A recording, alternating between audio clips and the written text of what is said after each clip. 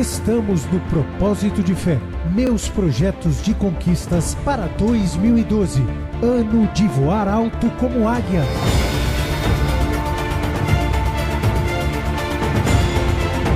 Mas aqueles que esperam no Senhor renovarão as suas forças, voarão alto como águias, correrão e não ficarão exaustos, andarão e não se cansarão. Entre em 2012 determinado a projetar os seus sonhos. Novo ano, nova vida, novos projetos. Meus projetos de conquistas para 2012. Ano de voar alto como a águia. Traga à existência aquilo que não existe. Tudo é possível ao que crê.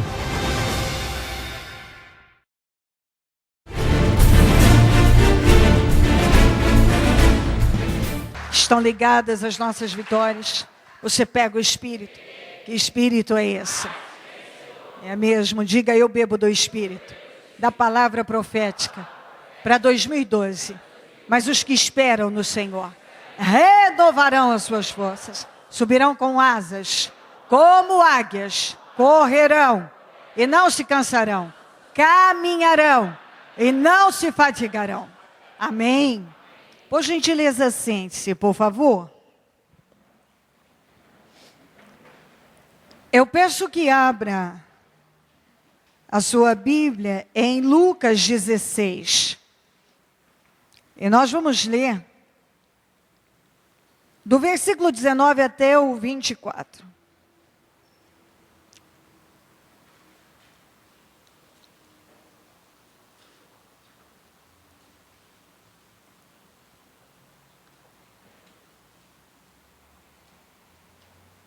Lucas 16, 19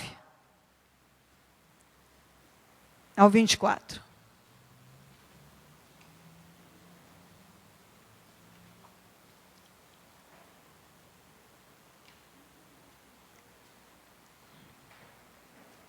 Havia um homem rico que se vestia de púrpura, de linho fino, vivia no luxo todos os dias. Diante do seu portão fora deixado um mendigo chamado Lázaro, coberto de chagas. Este ansiava, ou na tradução Almeida corrigida, diz no 21, e desejava alimentar-se com as migalhas que caíam da mesa do rico. Na NVI, este ansiava comer o que caía da mesa do rico. Até os cães vinham lamber suas feridas. Chegou o dia em que o mendigo morreu e os anjos o levaram para junto de Abraão. O rico também morreu e foi sepultado. No Hades, onde estava sendo atormentado, Hades quer dizer inferno, ele olhou para cima e viu Abraão de longe, com Lázaro ao seu lado. Então chamou: pai Abraão, tem misericórdia de mim, e manda que Lázaro molhe a ponta do dedo na água e refresque a minha língua, porque estou sofrendo muito neste fogo. Amém. Muito bem. No domingo retrasado, nós falávamos daquele senhor que passou 38 anos no tanque, diante do tanque de Betesda, que era um tanque que, de tempo em tempo, vinha um anjo, descia, agitava aquelas águas, e quem entrasse primeiro era curado totalmente de seus males. Esse tanque tinha 5 entradas e durante 38 anos esse homem não conseguiu passar por nenhuma delas. Ele não era nem um pouco determinado, apesar de ter uma fé.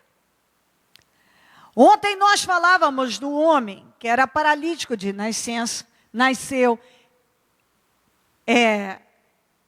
paralítico, doente.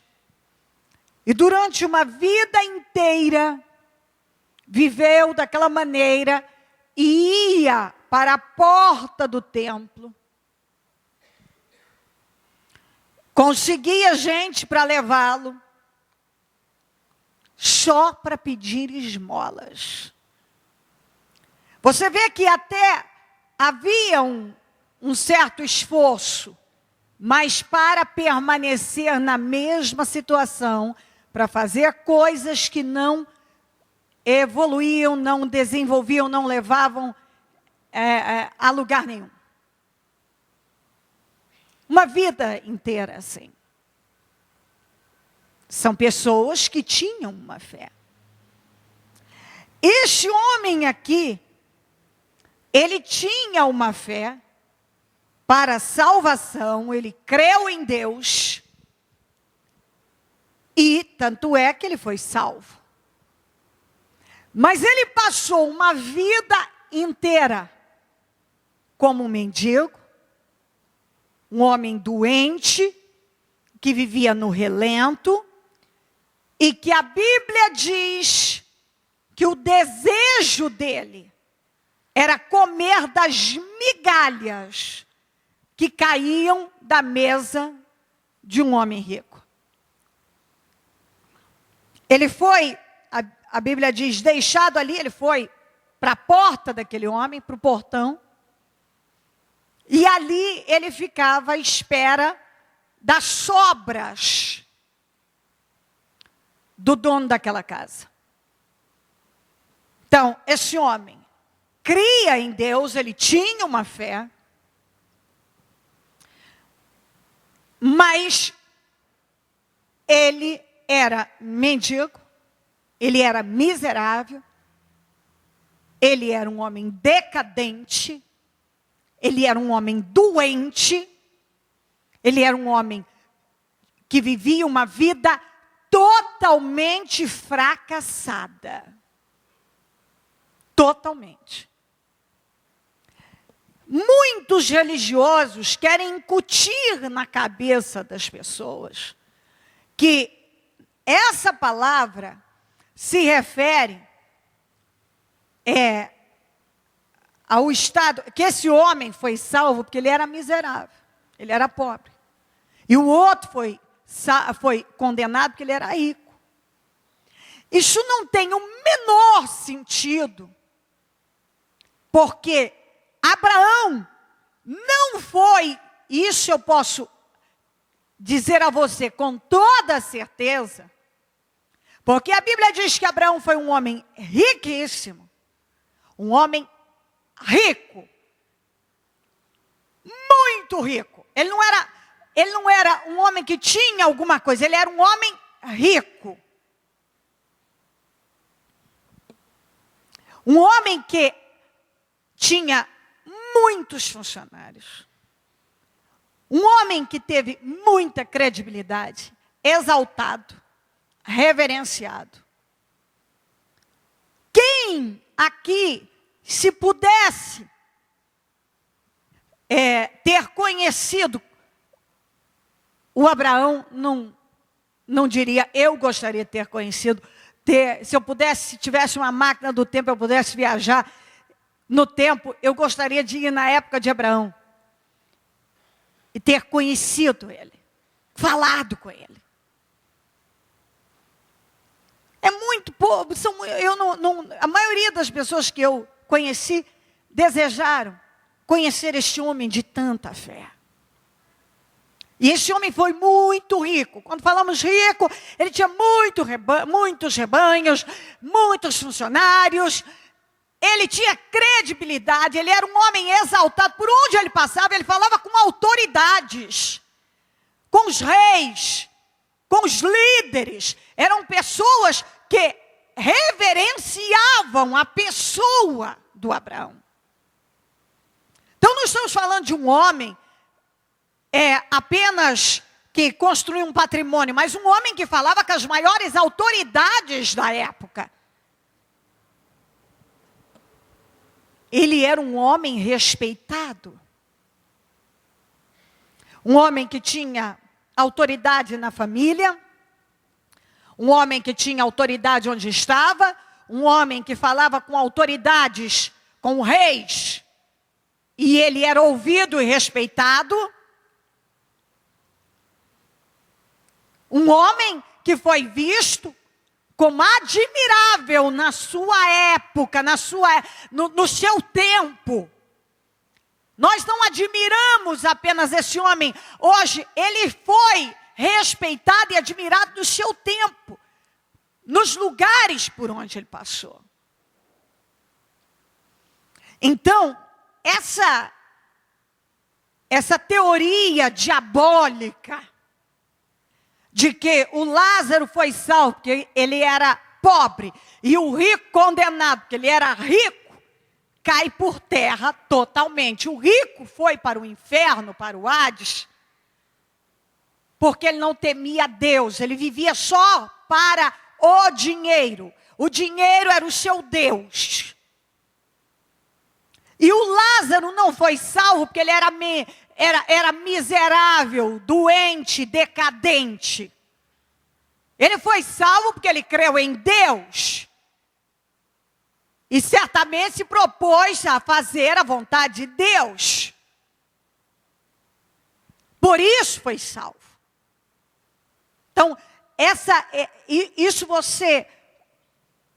muitas pessoas ao longo da minha vida, eu encontrei com essa ideia, e eu já ouvi saindo de púlpitos esse tipo de ensinamento. Esse rico, tá vendo? Ele era rico, ele foi para o inferno. Não, ele foi para o inferno porque ele não temia Deus. Tá vendo? O irmão Lázaro, tem gente que chegou a pregar assim, o irmão Lázaro foi para o céu porque ele era pobre. Não, o irmão Lázaro foi para o céu porque ele cria em Deus. E o rico enxergou ele do lado do Abraão. E o Abraão, como eu já disse, e você sabe muito bem, foi um dos homens mais incríveis, e nós podemos falar de Abraão todo dia, ainda teremos assunto. Ele foi um homem admirável, encantador, surpreendente, um exemplo de fé. Um homem que temeu a Deus, que sacrificou em Deus. Mas esse homem não foi doente, não foi miserável, não foi decadente, não viveu por cauda, não viveu por baixo, não pediu emprestado. Inclusive, quando ele foi recuperar os bens de Sodoma, o rei quis dar a ele. E ele não aceitou, usando essa expressão, não vou aceitar, porque você vai dizer que foi você que me enriqueceu. Quer dizer, eu dependo de Deus, e a minha riqueza, a minha prosperidade vai vir a poder de conquistas, e não porque alguém me deu. Por conquistas. Então foi um homem que conquistou tudo aquilo que quis. E o rico enxergou este homem e falou com ele. Porque antes da vinda do Senhor Jesus, o lugar, a morada de mortos, tinha uma divisão, que era um abismo, o Seol. Então era um abismo que separava o lado dos condenados dos salvos. Por isso que foi possível ele falar. Depois de Jesus, não. Depois de Jesus, os salvos passam a ir para um lugar chamado paraíso, que fica no terceiro céu, que o primeiro céu até onde as aves voam, o segundo onde estão os astros, e o terceiro a morada de Deus. Então lá é para onde vão os mortos em Cristo, que ficam, como a Bíblia diz, dormindo no Senhor, aguardando o dia do arrebatamento. Que quando acontecer o arrebatamento, quem está morto é ressuscitado primeiro, os salvos primeiro, os condenados só para o final. Isso depois dos 7 milênios, os 7 anos, milênio, lá para o final. E depois os vivos transformados. Então, só para lembrar isso. Mas esse não é o assunto. Então aqui, porque às vezes a pessoa pergunta, mas como é que falava? Isso acontece? Não, naquela época sim. Mas depois da vinda do Senhor Jesus, não. Naquela época, o Sheol, que era morada de mortos, era isso. Tinha um abismo que separava. Então, o lado dos condenados dos salvos. Então, o rico que estava do lado da condenação, ele foi condenado, porque ele era um homem que não temia a Deus, que não reverenciava a Deus, pôde enxergar onde estavam os salvos, o Abraão e o Lázaro do lado dele. O Abraão foi um homem abençoadíssimo. Ele viveu nesta terra ele teve uma vida abençoada, não teve falta de nada, conquistou um patrimônio muito grande, e ele foi salvo, foi um homem bem-sucedido. Mas o Lázaro, ele foi um homem acomodado, conformado, passivo, preguiçoso espiritual. Um homem que aceitou viver uma vida fracassada, por cauda, por baixo, desejava as migalhas que caía, quer dizer, sabe aquele resto de comida que sobra, quando fala migalhas que cai da mesa do rico, é aquilo, sobrou, tem uma sobra, vou jogar fora, não, tem um fulano ali, está lá na pau, vou fazer um pratinho e dá para ele. Mas aquilo que sobrou, não era nem o melhor da mesa do homem, não era o melhor não, era o que sobrava, era o resto. Era o que ele desejava o resto. Era um homem numa condição tão precária. É só você imaginar a cena. Cachorros lambendo as feridas do mendigo na rua, sujo, totalmente decadente. Os cachorros ali lambendo, diz a Bíblia. Mas ele tinha uma fé. Ele tinha uma fé. E esse tipo de fé tem um monte de gente praticando. Gente que não tem determinação nenhuma. Gente que aceita. Gente que tem preguiça de lutar. Gente acomodada. Gente que tem uma fé, mas é cauda. Que tem uma fé, mas está por baixo. Que tem uma fé, mas tem que viver pedindo emprestado. Tem uma fé, mas Deuteronômio 28 não se cumpre na vida da pessoa. Porque é uma pessoa acomodada de espírito. É uma pessoa que alimenta ao invés de uma fé viva. Uma fé passiva, acomodada, conformada, preguiçosa. E aí a pessoa vai chegando nesse ponto aqui, ó.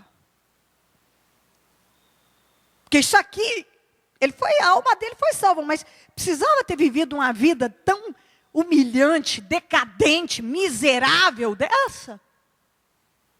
Claro que não. Absolutamente.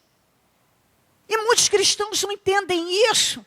O Abraão conseguiu conciliar a relação dele fiel com Deus com uma vida extremamente realizada. Na família, na saúde, no trabalho, nas conquistas. As suas conquistas não separaram ele de Deus. Porque a prioridade dele era Deus. Tanto é que quando Deus pediu o próprio filho, que ele tinha esperado por anos a fio, ele não negou. Por quê? Porque o coração dele era Deus. Era de Deus, pertencia a Deus. Mas, no entanto, ele não foi um homem que viveu uma vida derrotada. Jamais, mas vitoriosa. Esse homem aqui foi salvo. Mas qual era o desejo do Lázaro? Comer as migalhas que caíam da mesa do rico. O que o Lázaro fazia? Ficava na porta do rico. Porque era confortável, né? De alguma maneira, foi a forma que ele achou para existir, de existir. Ficava ali. Bom, estou aqui, tem resto de comida, tudo bem, dá para tocar. Tem gente que é assim. Bom, tem isso aqui, dá para tocar, dá para levar. Tudo bem, está dando para tocar, está dando para levar, está dando para viver, está dando. Como é que vai? Tá dando, estou levando, estou seguindo. Dá para tocar, dá para viver. E, na verdade, tudo bem, cada um escolhe como quer viver. A vida é da pessoa. A vida é sua. Quem tem poder sobre ela é você escolhe. Suas escolhas é que vão definir você e quem você vai ser amanhã. Então você escolheu. Não, eu escolho, tá bom para mim assim, tá bom então, amém. É o que eu sempre falo. Se uma pessoa faz uma escolha de viver uma vida, de viver tocar a vida dele sendo cauda, amém, a escolha dele. Amém, assim seja na vida dele. Eu sou obrigada a respeitar. Mas muitas pessoas não querem respeitar quando uma pessoa decide ter a fé do Abraão. Apesar de muita gente falar do Abraão, quando se fala de ter a fé dele, de seguir na mesma direção, tem gente que fica com raiva, se incomoda. Ele não quer aceitar. Porque tudo que leva você a botar uma força, tem gente que não quer. Porque ele não tem força para lutar, ele tem preguiça, ele tem medo, e assim por diante. Pessoas frustradas, elas normalmente tendem a lançar as frustrações delas sobre os outros. Uma pessoa, quando ela vive uma vida frustrada, ela lança as frustrações dela sobre os outros. Uma pessoa que não consegue lutar para obter, ela se incomoda com quem luta. Ela se incomoda e não pouco. Não é uma coisa fácil para ela. Você fala para ela reagir, muitas vezes ela se incomoda. Ela não está disposta. Não é, ela quer que Deus faça na vida dela, mas ela não quer lutar por isso. E aí o que muitos à base de religião e ensinamentos religiosos vivem à base disso. Aí vou lançar, por exemplo, eu lanço uma palavra de vitória sobre você. Eu tomo posse disso, que vai se cumprir na tua vida. Tá bom, você pega, peguei, pronto, eu tenho essa promessa, eu peguei essa palavra de vitória, eu possuí, amém, amém, amém, tudo certo. Só que aí você sai, você vai para a vida, quando você recebe um não, você se entrega, quando uma coisa é difícil demais, você abre mão, quando alguém te dá uma pressão, você já se intimida, você cede aos medos, aos pessimismos, você cede muitas vezes, a situação está tão, isso aqui está muito difícil, acho que é melhor eu desistir. Mas cadê então, cadê essa fé? Cadê a fé? Porque a fé é crer. A fé é crer, eu creio, então eu creio. Tá bom, você crê, então você tem fé. Mas e a fé viva? A fé só é viva se você é capaz de perseverar. Você já insistiu numa coisa, parece que até está te dando cansaço, mas você decide que você vai continuar insistindo. Então você é perseverante, você está sendo determinado, você é determinado. Eu tenho a visão de atingir isso aqui, eu vou atingir, nada vai me impedir. Você é determinado. Tem muita coisa que amedronta, mas você decide manter a coragem. Você avança contra coisas que são desafiadoras. Então você mostra ousadia. Ousadia. Você está levando pancada e o diabo quer que você desista de cá e de lá. Mas você é resiliente. Resiliente é uma pessoa que leva a pancada de cá, mas ela não desiste. Sabe aquelas situações que vêm para derrubar? Ela está firme. Não me derruba não. Não vou, de jeito nenhum, não vou ceder. Então, a fé não tem como ser viva se a pessoa não age. A fé, sem ações, sem atitudes, ela é totalmente morta. E o sacrifício? É fácil falar, eu amo Jesus. E quando você recebe uma notícia, mas daquelas que é uma paulada, você consegue permanecer no mesmo amor? Então, quando você está arrebentado, cansado, você para e diz, não, eu vou buscar Deus. Então, cadê a atitude? Cadê? Tem gente que fala de fé, mas cadê o sacrifício? Cadê? Cadê o sacrifício? Aí um religioso adora levantar o dedinho e falar, mas Jesus já sacrificou por mim. Tá bom, filho, cruza os braços e não vence o capeta todo dia, não. Cruza. Ele já sacrificou, me deu autoridade sobre o capeta, mas quem tem que mandar ele sair sou eu. Quem tem que resistir contra ele sou eu. Ele me deu poder sobre o diabo.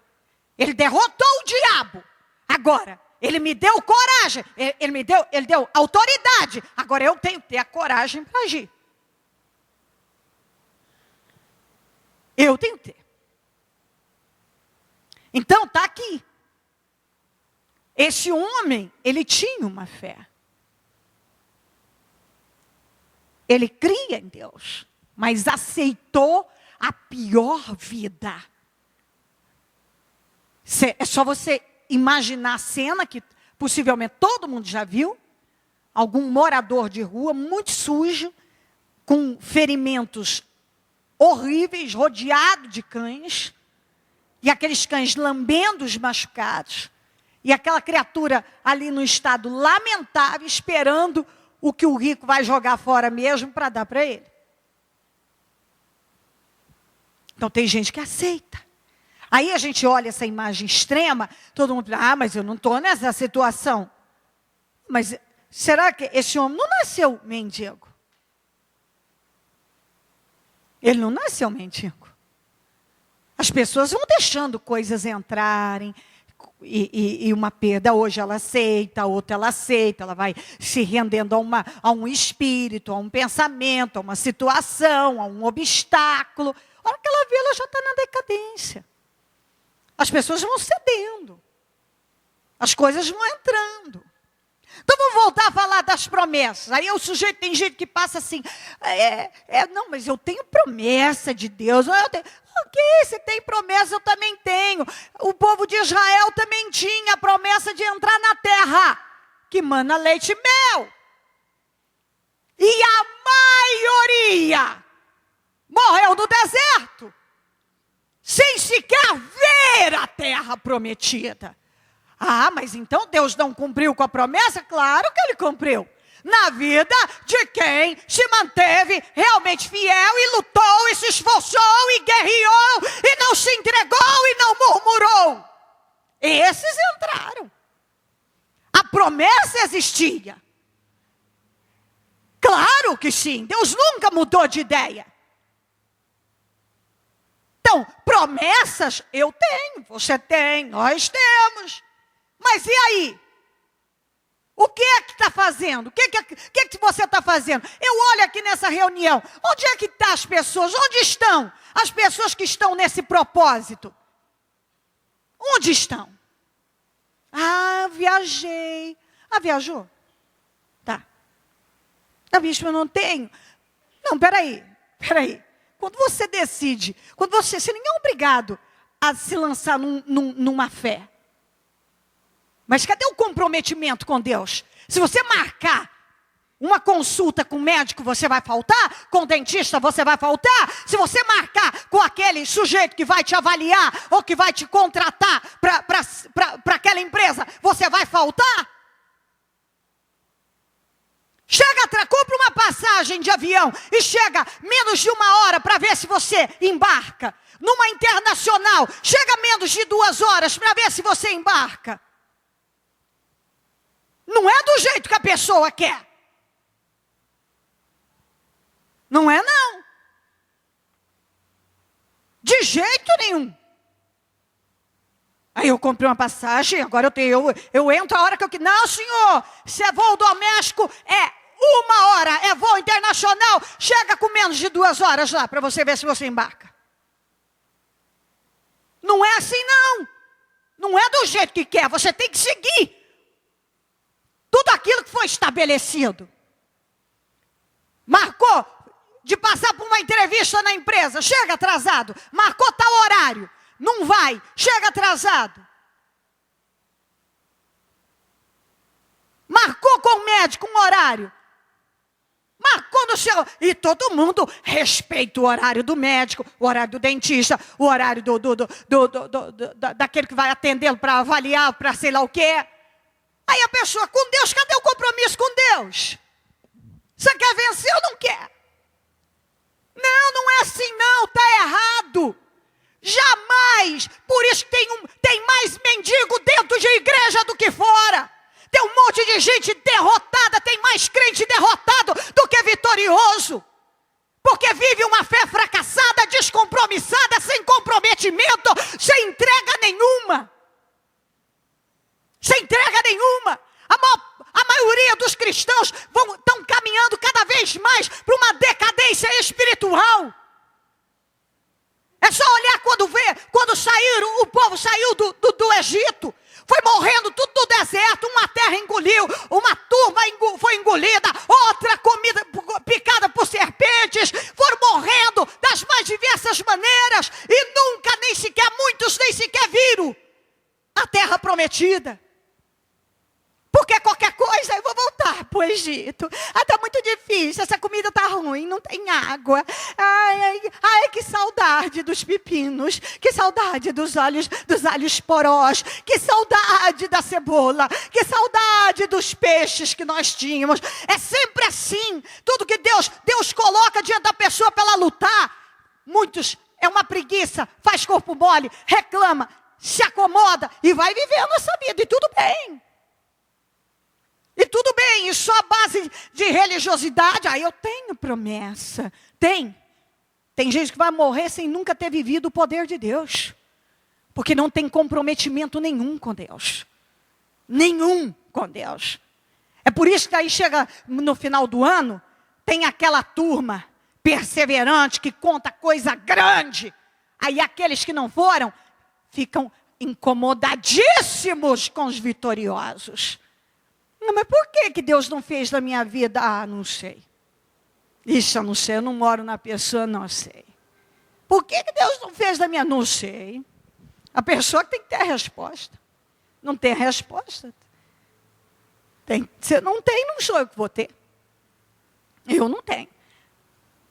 Você fala, seja fiel nos dízimos. A pessoa faz do jeito que quer. Seja assíduo, vai buscar Deus, luta na fé. Luta, você não vai. Eu estava vendo, na minha família, todo mundo vai. Tem quem já fez, quem está fazendo, direito. Faz 5 anos de faculdade. A hora que termina, fica mais outro tanto ali. Estuda para a OAB, estuda. Meu filho, quando estava para tirar a OAB, para fazer a prova, tinha dia de estudar 14 horas. 14 horas. Estuda. Uma pessoa não entra na faculdade hoje, ele entra hoje, leva de qualquer maneira, para ver se no final ele se forma. Vai lá fazer a prova da OAB de qualquer maneira, para ver se você passa. Passa não? Não passa. Então, sujeito para ser advogado, é advogado? O sujeito estuda 5 anos, depois estuda, tem uns cursos aí de preparação para a OAB, e faz o curso, e estuda dia e noite, vai todo dia nesse curso. O Murilo ia todo dia, e estudava em casa, e passava o final de semana estudando, e estuda, e aquele monte de livros, para quê? Para poder passar na prova, para poder pegar a sua OAB, para poder realmente ser um advogado. Agora eu sou um advogado. Agora eu sou. Não é assim. O médico estuda. Depois tem mais não sei quanto tempo de residência.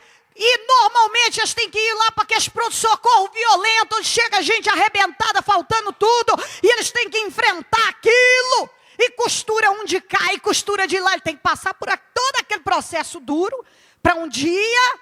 Depois ele ter o seu belo consultório, a sua bela clínica. E ainda tem alguns que nunca chegam nesse sucesso todo. Tem alguns que nunca chega. São poucos. Não são, para você que acha que são muitos que se submetem a trabalhar até sem fazer convênio nenhum, são poucos. A maioria tem que pegar todos os convênios, imaginar, atender por todos os convênios e atender pela prefeitura também, atender com não sei o quê, para poder fazer uma boa renda. Eu conheço vários médicos e conheço as histórias de cada um e não são todos que são bem-sucedidos. Aqueles que não dependem de convênio, aqueles que as pessoas pagam e ainda tem que ficar 3, 4 meses esperando uma consulta a 300, 500 reais ou até mais. Não são todos, não. Mas esses que chegaram lá, normalmente são aqueles que se especializaram mais, que estudaram mais, que brigaram mais, que foram além. E assim por diante. Então não é assim. Não é com estalinhas de dedos. Aí a pessoa em Deus... Ok, mas o Lázaro foi salvo, tudo bem, foi salvo. Mas viveu aqui nesta terra com uma diferença imensa do Abraão. Mas uma diferença gritante. Quando o Abraão foi um homem respeitado, um homem honrado, um homem riquíssimo, ele, até os cães lambiam as suas feridas de doente, miserável, morador de rua. O homem não tinha casa, não tinha emprego, não tinha trabalho, não tinha saúde, não tinha família. Se tinha, até a família largou ele na porta do rico, que está aqui, ele foi deixado lá. Mas ele tinha uma fé. Então, que tipo de fé que você pratica? Você tem que se questionar, não a Deus, se questionar, se analisar, dar uma olhada para você. Que tipo de fé você manifesta? Que tipo de fé? Uma fé que você está diante do tanque há 38 anos, não consegue entrar por uma entrada sequer? Tem 5, não consegue passar por uma? Uma fé que precisa de alguém para te levar todo dia na porta de um templo para você mendigar? Nem entrar, não entra? Essa aqui foi salvo, está do lado do Abraão. Abraão, enquanto foi um homem bem-sucedido, ele foi um homem decadente. Todo mundo que fala de Abraão tem admiração por Abraão. Agora, se tiver alguém aqui que tem, lendo a história de Lázaro, diz assim, que vontade de ter conhecido o irmão Lázaro. Por favor, me informe depois, porque eu não tive nenhuma vontade, nunca tive. Ele não ia acrescentar nada na minha vida. A fé dele é uma fé que eu não aceito. Nem para a minha vida, nem para a vida das pessoas que cruzam o meu caminho. Todas quanto eu puder alcançar, eu vou combater esta fé.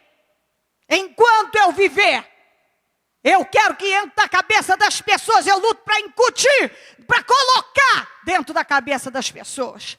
Que ela pode ser salva, que ela pode ser curada, que ela pode ser liberta, prosperada, que ela pode ter uma vida abençoada. Ela pode. E pode mesmo. Todos aqui podem. Mas vai depender da fé que você pratica. Se ela for religiosa e emocional, esquece. Se ela for viva, aí ninguém te segura. Tem que ser a fé viva.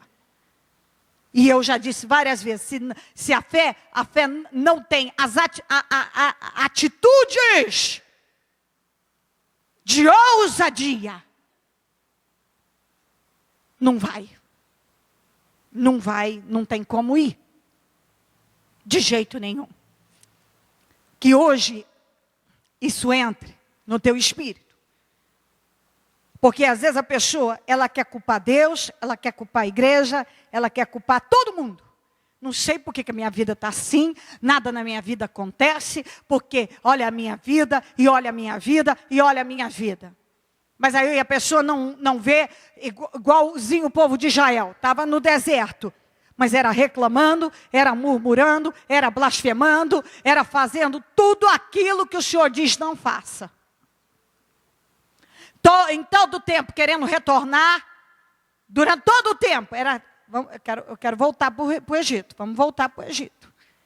Reclamavam por tudo era motivo para reclamação. Atitude mesmo? Não. Então, não sei, essa pergunta, ela é como, não sei, por que minha vida não muda? Mas como não sabe? Como não sabe? É fácil de saber. É só dar uma analisada como você procede no dia a dia. É só olhar. Como é que procede? Como é que você... Quais são suas atitudes? Sua forma de viver, de agir, de reagir? Tem gente que não reage. E quando reage, é para ficar do jeito que está. Igual o paralítico de ontem. As reações dele eram as mesmas sempre. Para ficar do jeito que ele estava. Sair de casa, alguém levar, botar na porta do templo e pedir esmola. Então, aí a pessoa tem força para fazer muita coisa. Mas aquilo que ela devia fazer, ela não faz. Ela não faz. Tem muitos cristãos que até hoje a influência dele não é a palavra de... Ele não é influenciado pela palavra. Ele não é influenciado pelas mensagens que saem do altar. Ele é influenciado pelo que ele ouve aí fora, pelo que ele lê, pelo que pessoas ímpias falam. Ele é influenciado por um monte de coisa. Mas não pela palavra de Deus, os ensinamentos que saem por intermédio do Espírito Santo do altar. E aí, a minha vida não está boa. Mas não está boa por quê? Mas não está vendo. Olha o problema que eu estou passando. Quem é que não tem um problema, não? Mas é que o meu é muito grave. Não. Deus não opera milagrinho nem milagrinho. Ele opera milagres na vida de quem crê. Se você crê, Deus vai operar na tua vida. Tudo é possível que crê. E quem anda com Deus tem que confiar nele. Tem que ter uma vida voltada para Ele. Se eu digo que ando com Deus, eu tenho que ter uma vida com Deus. De verdade com Deus. O Lázaro tinha uma fé. Ele foi salvo. Mas enquanto vivo, viveu uma vida que mais decadente e impossível. Não sei se dá para descer mais do que ele desceu. Pegue o seu projeto, por gentileza, e coloque-se em pé.